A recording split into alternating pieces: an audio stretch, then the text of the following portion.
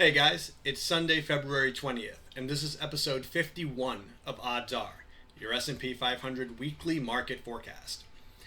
Alright, let's take a look at what happened last week. So, if you remember from our previous episode, I expected us to end up in the lower envelope of the Bollinger Band range, which, if you remember, the Bollinger Band range is that blue shaded area. You have the red midline cutting through it, and I said that we were going to close below the red midline but above the lower blue line, representing the edge of the Bollinger Band range. And that's exactly what happened. I also said that if we were going to breach one of the two breach points, it would be the 43.40. My bets were on that one, and that's what happened. And I also said that there was still a very good chance we were going to close within that expected settlement range, which was between 42.88 and 44.86, and that also happened. So, all in all, I think, all the projections were spot on for last week, but we can't live in the past, right? So let's take a look at what is going on for next week, and we'll begin by looking at the moving averages.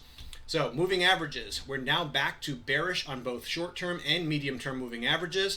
Last week we were on neutral on the medium term because we were still seeking direction, even though we had some bearish short-term activity. Overall long-term was still bullish, and so we were kind of waiting for that direction or guidance on the medium term.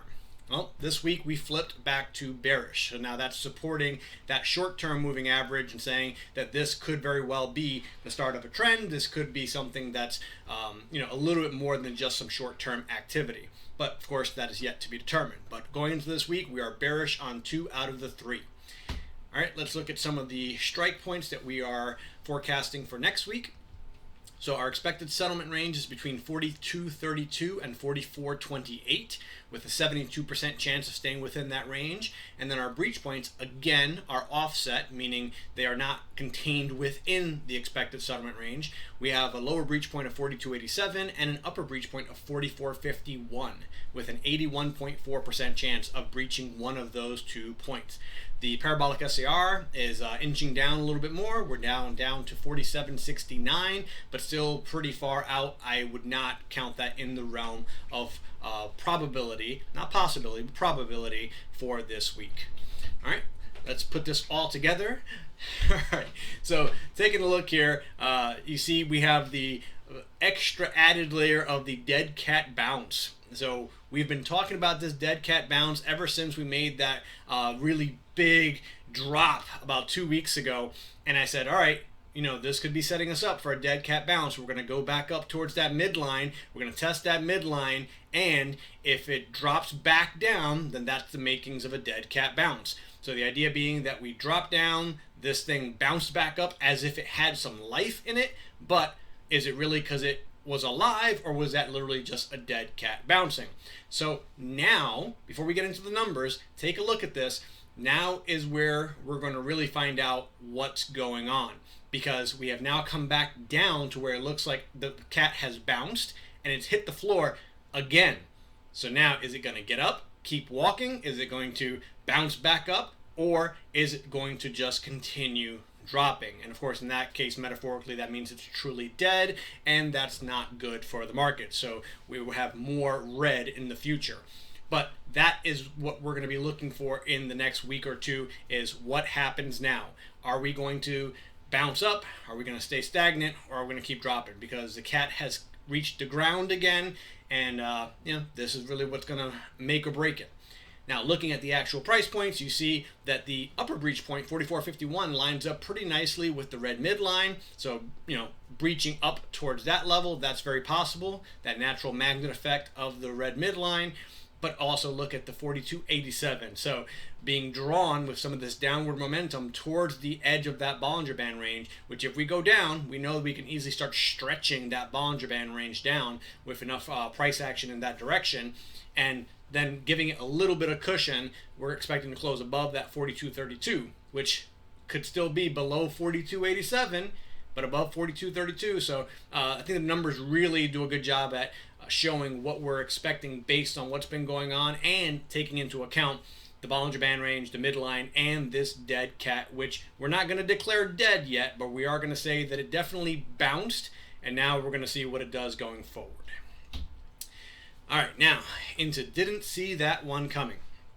Well, if you didn't see this coming this week, then it means you didn't watch last week's episode. But seriously, guys, looking forward, right, I think that we really have to take into consideration that as we try to figure out what this cat is going to do, we have to keep in mind that it could very well bounce back up with some, life. It could be reinvigorated.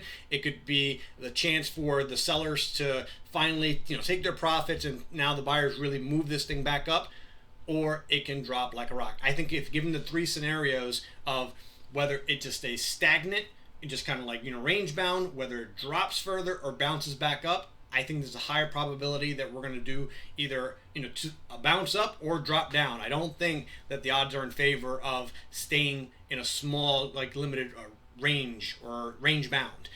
That's my opinion based on historical and empirical data and looking at previous chart patterns and things like that. But that's not important. What's important here is that you have to go into this week and the next 2 weeks understanding that there's a lot of potential energy, right? There's a lot of pent up angst in the markets right now, and it's looking for that direction. And when it moves, it's going to move with strength. This is not a complacent time. This is not everything's just kind of status quo. There is way too much going on in the world and in the markets right now for us to expect a calm week. So if you're hoping that the markets just kind of stay where it's at, I'm sorry to tell you, but I don't see that happening. So that's just my take on that.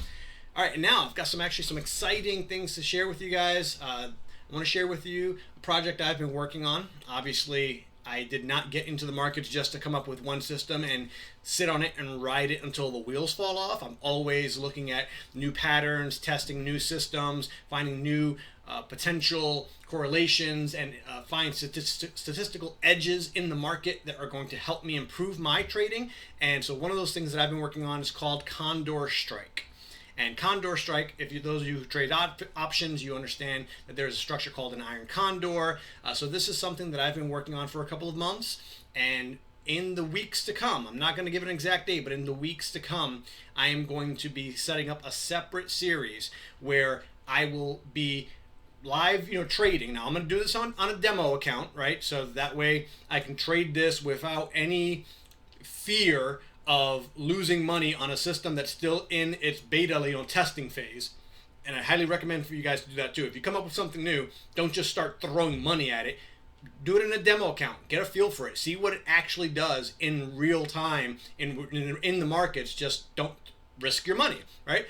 That's what I'm going to be doing here in the weeks to come, and I'm going to ask you guys or invite you guys to join me in that journey as I figure out just how good this Condor Strike thing is in real practice.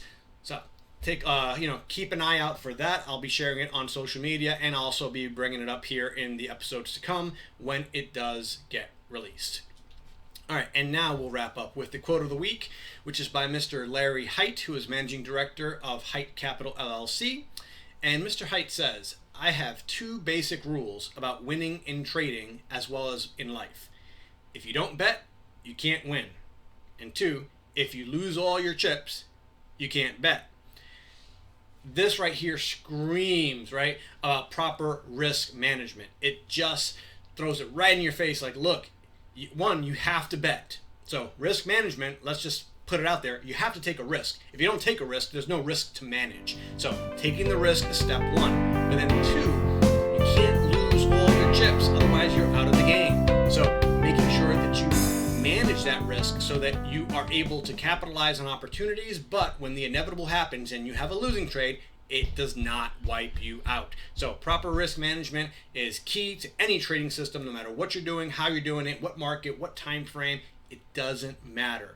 Make sure you have rules in place to protect you from losing it all. All right, guys, with that, I will leave you guys. Have a great week. I'll see you here, and stay tuned for more information on Condor Strike.